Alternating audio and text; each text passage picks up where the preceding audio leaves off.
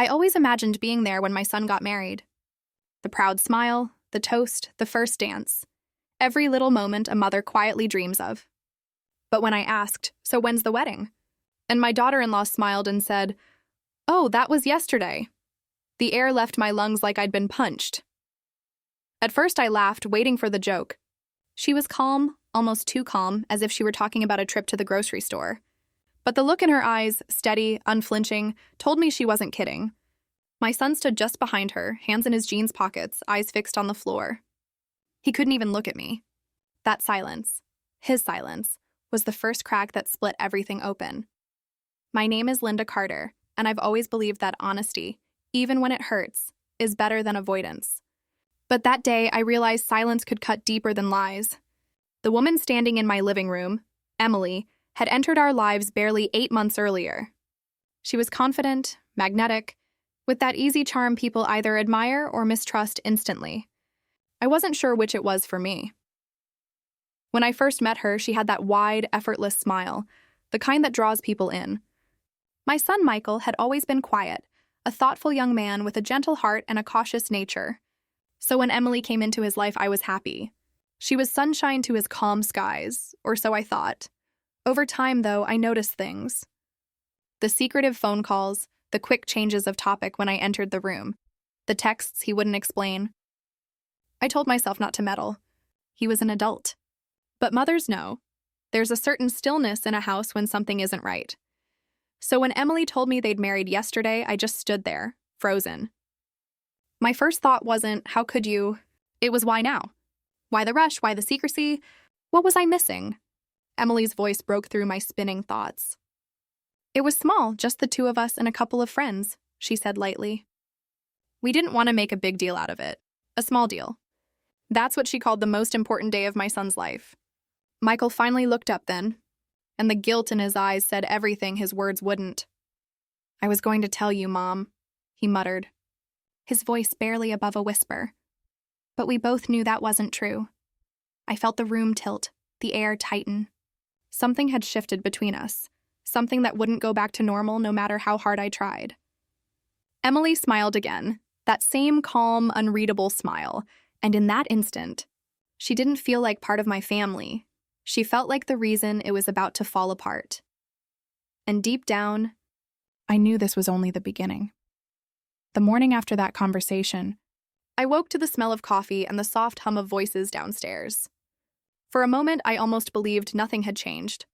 That Michael was still my boy who left half-drunk mugs on the counter, that Emily was still his girlfriend stopping by for breakfast. But as I descended the stairs and saw the faint sparkle of a wedding band on her hand, reality hit me again. They were husband and wife now, without me, without family, without even a phone call. Emily looked up from her seat at the kitchen island and smiled politely. Good morning, Linda. I made some coffee for you. Her tone was even, her eyes clear, but something about her composure unsettled me. It was too calm, too rehearsed. Michael stood near the sink pretending to scroll through his phone. He'd always been quiet, but now he was distant, like someone had reached inside and turned a switch off. I watched him as I took the cup she'd offered. The small tremor in his hand didn't escape me. So, I began slowly.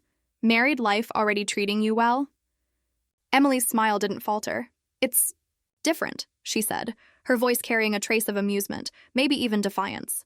But good. We're happy. Happy.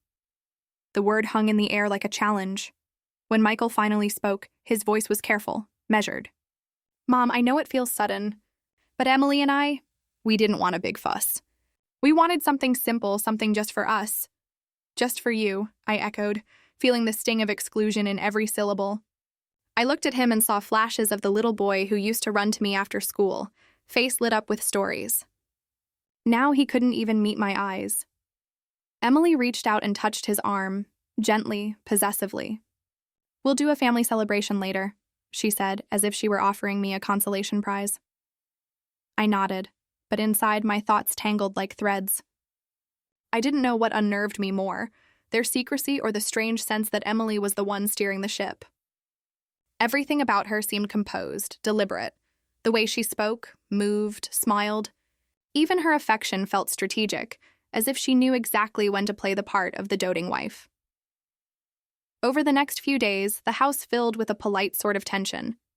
Emily offered to help with chores, cook dinner, even complimented my decor. Yet beneath her kindness, I sensed calculation. She was careful with every word, every gesture, as though testing my reactions. And Michael, he just drifted further away. One evening, as they left together, I caught sight of her reflection in the mirror by the door. For a split second, her smile faded, replaced by something sharp, almost triumphant. That was when I realized this marriage wasn't about love, it was about control. And I was starting to see whose hands were really on the reins. It started with small things, the kind you almost talk yourself out of noticing. A perfume scent that lingered in the hallway long after Emily left for work. A strange number flashing on Michael's phone late at night. Whispers through the bedroom door, followed by silence the second I passed by. At first, I told myself I was imagining it. Newlyweds had their private world, and I needed to respect that. But the unease wouldn't leave me. It sat at the back of my mind like an itch I couldn't reach, and every day, it grew harder to ignore. Michael had always been transparent, too honest, if anything. But now he was guarded. The boy who once shared everything from office gossip to weekend plans barely spoke more than a few sentences at dinner. When he did, his words were mechanical, his laughter forced. And Emily, she had perfected the art of distraction. Every time I tried to ask about their marriage, she'd deflect with grace. A new recipe, a story about her coworkers, a compliment to change the subject. One evening, while setting the table, I overheard her on the phone in the next room. Her voice was low, urgent. "No, not tonight. He's here. I'll find a way soon." Then silence. The sound of her footsteps followed, light and unhurried. When she walked into the kitchen, her expression was serene, as if nothing had happened. "Everything okay?" I asked casually. She smiled. "Just work stuff," but her eyes, those gave her away. They darted just once before settling on me again. It was enough. That night, I sat awake in the dim light of the living room, my thoughts restless. A mother knows when something is wrong. And what I saw in Emily wasn't just distance, it was deception. Over the next week, the tension thickened.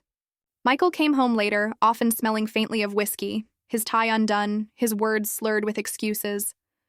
Meetings, he'd say. Traffic. But guilt hung on him like a second skin. Then one afternoon, as I was folding laundry in their room, I found it. A folded note tucked into the pocket of his jeans. The handwriting wasn't his, and the words were intimate enough to steal the air from my lungs. "I miss you already. Last night felt like forever." My hands shook as I read it again, hoping I'd misunderstood. But there was no mistaking the message, or the initials at the end, E.M. Emily. My heart pounded. Was she writing to my son or someone else? That question haunted me as I stood in their silent room, staring at the note that could shatter everything. I slipped it back where I found it. I needed to be sure before I said a word, because if what I suspected was true, this wasn't just betrayal between husband and wife. It was the beginning of a truth that could tear our family apart. The truth came to me not with a confession, but with a sound. Late one Friday evening, I woke to the faint vibration of a phone on the kitchen counter. The glow of the screen cut through the darkness, and before I could stop myself, I looked. The message preview read, "I can't keep waiting. You said you'd leave him." The sender's name was simply Nathan. My heart began to race. My hands trembled as I placed the phone back exactly as I'd found it. I wanted to believe there was an innocent explanation, but the words echoed in my mind like thunder. "You said you'd leave him. Emily." For days, I carried that knowledge like a burning coal in my chest. I studied her carefully, the way she smiled at Michael, the way she laughed at his jokes that no longer had joy in them. Every touch, every look, every word seemed rehearsed. It wasn't affection. It was performance, but Michael, he was oblivious. He loved her blindly, fully, and it broke me to see it. That weekend, they hosted a small dinner for friends. I watched her move through the room, effortless and composed, her charm filling every corner. She placed her hand on Michael's shoulder as if staking a claim. But when her phone buzzed again, I caught the flicker of anxiety in her expression. She excused herself to the hallway, voice hushed, back turned. I followed quietly. "Please, not now," she whispered. "He's right here." I can't just walk away tonight, my breath caught. The words were a dagger, sharp and undeniable. When she turned around and saw me standing there, her face went pale. For a moment, neither of us spoke. Then she straightened, her mask slipping back into place. "You shouldn't sneak up on people like that, Linda." "I could say the same to you," I replied, my voice steadier than I felt. She exhaled slowly, studying me. "You think you know what's going on, but you don't. You have no idea what your son is really like." The calm in her voice chilled me. "What do you mean?" I demanded. She smiled, a sad, dangerous smile. "You'll find out soon enough." And then she walked away, leaving me standing in the dim light, her perfume lingering like a threat. That night, I sat on the edge of my bed, staring at the framed photo of Michael on his wedding day, the one I hadn't been invited to. His smile looked genuine, hopeful, untouched by whatever darkness was brewing now. I realized then that this wasn't just infidelity. It was manipulation, layered and deliberate. Emily wasn't simply cheating. She was playing a game I didn't yet understand. But one thing was clear. She wasn't the only one keeping secrets. And whatever truth lay hidden beneath their marriage, it was about to surface, and none of us would come out unscathed. The storm broke 3 nights later. Michael came home early, something he hadn't done in weeks. His face was pale, his expression hollow, and in his trembling hand, he held a folded piece of paper. I didn't need to ask what it was. I already knew. The truth had found him, and it had arrived in her handwriting. "She left," he said quietly, his voice barely above a whisper. "Emily's gone." He dropped the note on the table. The words were short, written in the same elegant scrawl I'd seen before. "I'm sorry. I tried to make it work, but I can't live this lie anymore. Don't look for me." For a long moment, neither of us spoke. The silence filled the house like fog, heavy and suffocating. I wanted to comfort him, to pull him close and tell him that everything would be okay. But the truth was, it wouldn't. Not yet. Michael sank into a chair, burying his face in his hands. "She wasn't who I thought she was," he whispered. I kept defending her even when things didn't make sense. "I thought love was supposed to fix everything." His voice cracked on the last word, and something inside me broke with it. I sat across from him, watching the boy I raised, the man who'd once believed in forever, reduced to someone I barely recognized. "Love doesn't fix lies, sweetheart," I said softly. "It only hides them until they decide to show themselves." He nodded, eyes glistening. "You were right about her." But that didn't feel like victory. It felt like loss. Later that night, when he'd gone upstairs, I stayed behind, staring at the empty space where Emily's things used to be. Her perfume still lingered faintly in the air, a ghost of what she'd pretended to be. For the first time, the house felt both quiet and free, like it was breathing again after holding its breath for too long. And yet, as I looked around, I realized she had left something behind besides her scent and her lies. She had left a shadow, a reminder that sometimes the people who enter our lives don't come to stay. They come to teach, to unravel, to expose what we've refused to see. Days turned into weeks.